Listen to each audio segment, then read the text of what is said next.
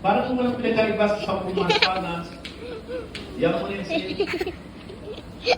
Pagdating ng panahon, Ate Grace, pwede bang mag-on kahit sa pumasanas? Wala na, kailangan na lahat Ate Grace.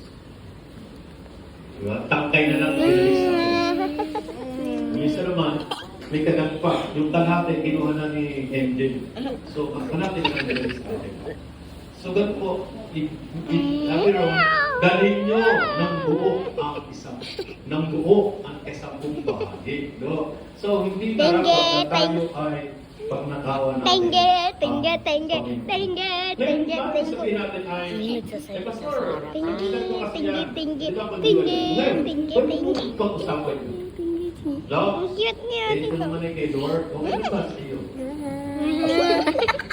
Diba? Okay lang ba sa iyo? Huwag mo sa, huwag mo nabigay, ang masabi bigay ko ito, kahit magkahiwalay tayo.